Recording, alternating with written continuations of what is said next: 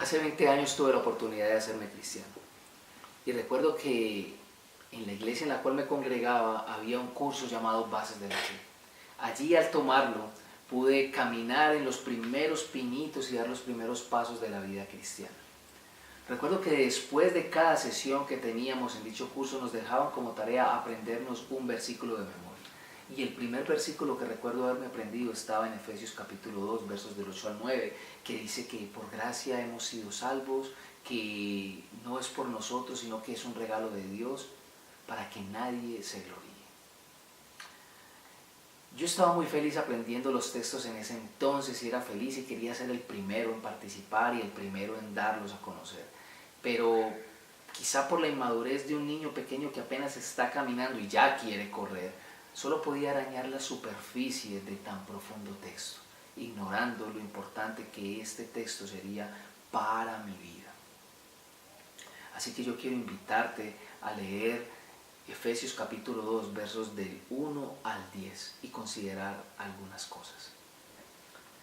En otro tiempo ustedes estaban muertos en sus transgresiones y pecados, en los cuales andaban conforme a los poderes de este mundo. Se conducían según el que gobierna las tinieblas, según el espíritu que ahora ejerce su poder en los hijos que viven en la desobediencia. En ese tiempo también todos nosotros vivíamos como ellos, impulsados por nuestros deseos pecaminosos, siguiendo nuestra propia voluntad y nuestros propósitos. Como los demás, éramos por naturaleza objeto de la ira de Dios. Pero Dios, que es rico en misericordia por su gran amor por nosotros, nos dio vida con Cristo, aun cuando estábamos muertos en pecados.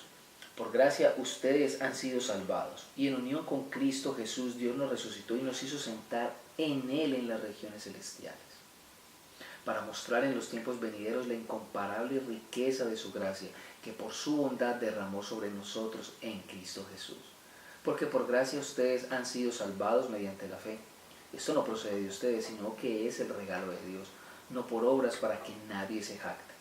Porque somos hechura de Dios, creados en Cristo Jesús para buenas obras, las cuales Dios dispuso de antemano a fin de que las pongamos en práctica. Quiero invitarte entonces a que miremos por lo menos 3 aspectos de los cuales Pablo habla aquí. El primero de ellos es que estábamos muertos. Pablo le está diciendo a los efesios en ese entonces, y hoy para nuestra lectura a nosotros, que Dios nos dio vida a nosotros, aun cuando estábamos muertos en nuestros delitos y pecados. Y es que la vida fuera de Dios es estar muerto. Quizá físicamente vivo, pero espiritualmente sin vida. Nosotros en un tiempo pasado creíamos que teníamos vida, que respirábamos, que caminábamos, que corríamos, pero la verdad lo que éramos era caminantes sin vida, gobernados por alguien completamente diferente a Dios, Satanás. Ahora bien, lo interesante de este texto es que en el versículo 3, Pablo ya no está hablando de ustedes, está hablando de nosotros. Parece que Pablo se consideraba a sí mismo como alguien que en un tiempo pasado no tuvo vida. Y es que la comunidad de los efesios era una comunidad que en su mayoría era poblada por gente gentil. El pueblo gentil era gente no nacida dentro del judaísmo, gente que estaba ajena a ser el pueblo de Dios. Y Pablo era completamente lo opuesto, era un judío de nacimiento de la tribu de Benjamín, alguien que era fariseo, o sea que guardaba estrictamente y sin mancha la ley, y cuyo comportamiento cualquiera pudiera decir hoy en día, ese hombre tiene ganado el cielo. Pero Pablo, al incluirse en este paquete, nos está queriendo decir que está tan lejos de Dios la persona que es no religiosa, licenciosa y autoindulgente como el que aparentemente lleva una vida excelente en su moral y una vida estrictamente religiosa. Pablo está queriendo decir que el estado de ambos es el mismo. Ambos siguen sus propios deseos pecaminosos y están siendo guiados por su propia voluntad. Ambos quieren caminar según les parece. Ambos están muertos y su fin es el mismo. Ambos son por naturaleza objeto de la ira de Dios. Pero, en segundo lugar, Dios es rico en misericordia. Si hay algo que Dios tiene por montones, si hay algo que abunda y parece no acabarse en Dios, es su infinita misericordia. De hecho, el lema que más se menciona a través de la Escritura es que Dios es lento para la ira, pero grande en misericordia. Spurgeon señalaba que tan grande e infinito es el amor de Dios, que éste no permite que el hombre pecador sea consumido en este mismo instante. Y lo más hermoso y gratificante de saber que Dios es rico y grande en amor es que por ese amor nos dio vida. Hay una canción cristiana que cantamos en nuestra tradición latina que dice que si no fuera por la gracia y la misericordia de Dios, seríamos como pájaros heridos muriéndonos en el suelo. Y la verdad es que según este texto nosotros no seríamos tal cosa, nosotros seríamos cadáveres que necesitaríamos de un poder capaz de crear vida para ser salvos de esa situación.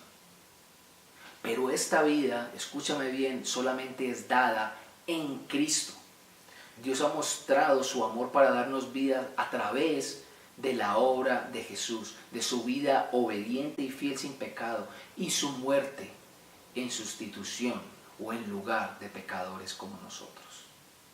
Y esto Dios lo hizo para que su gracia fuera exaltada, para que las riquezas de su gracia fueran completamente exaltadas. Y ese es nuestro tercer y último punto. Por gracia, ustedes han sido salvados. Hemos sido salvados. De aquí podemos ver primero que somos salvos por gracia. La gracia es un acto de bondad, de misericordia, de estimación, de favor. Es una expresión propia de bondad entrañable. Segundo, vemos que esa gracia nos provee un recurso llamado fe. Así como un río no puede correr si no hay una fuente que emane ese cauce de él, así nosotros no podemos tener fe si la gracia no nos da esa fe. El creer es un don. Tercero, todo esto es un regalo, algo que nos es dado, algo que nosotros recibimos y por lo cual no tenemos que hacer absolutamente nada.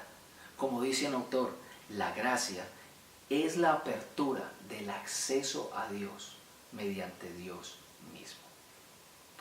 O sea que este magnífico drama llamado Historia de la Salvación solamente tiene un director, tiene un productor que provee y facilita todo el escenario, que dice cuándo y se cierra el telón. Y a su vez, este director y productor es el protagonista principal, capaz de destrabar el nudo de esta historia y hacer que ésta tome un nuevo rumbo hacia un mejor fin. Algo magnífico en este drama es que ese director ha provisto un escenario y ha creado buenas obras para que nosotros tengamos ahora un papel en ellas. Ya las buenas obras no son para tratar de ganarnos el favor de Dios, son porque el favor de Dios nos ganó. Andar en buenas obras es por su amor y no para su amor. Quizás a mí me costó 10 años comprender la vida de la gracia, porque la alegría y todo el comienzo que tuve, pero pasar el tiempo en una sociedad y en una cultura de retribución, de la recompensa, de a nadie le dan un almuerzo gratis, de gánatelo, esfuérzate por ganártelo, quizá me hicieron olvidar que mi relación con Dios no dependía de mí, sino de Él. Y quizá me pasa lo que le pasa a muchos cristianos, que creemos que el Evangelio es solamente para la etapa de conversión de nuestras vidas y no para toda nuestra vida. Necesitamos recordar que Dios nos dio vida en Él, que en Cristo somos perdonados una vez y para siempre, que en Cristo Dios nos ve como ve a su Hijo, sin mancha, puros y sin pecado. Pero quizá tú también puedes identificarte con este pasaje al decir que tu vida es o muy religiosa o muy irreligiosa. Quizá tu vida dista mucho de tener una vida como la que Dios puede dar. Quizá puedes estarte dando cuenta que eres objeto de la ira de Dios. Si te estás dando cuenta de esto, Dios ha provisto para ti el medio magnífico, la persona fantástica capaz de ponerte en paz con Él, Jesús. Solo en Jesús tú puedes ser librado, no solamente de tus malas obras, sino de la motivación por la cual tú haces tus buenas obras. Solo Jesús puede ponerte a paz con Dios a través de su vida obediente y de su muerte. Así que esto demanda una respuesta, arrepentimiento y fe. Cambia tu manera de pensar y cree únicamente en que la obra de Jesús puede ponerte a paz con Dios. Así que solo por gracia puedo ser salvo y solo por gracia puedo caminar en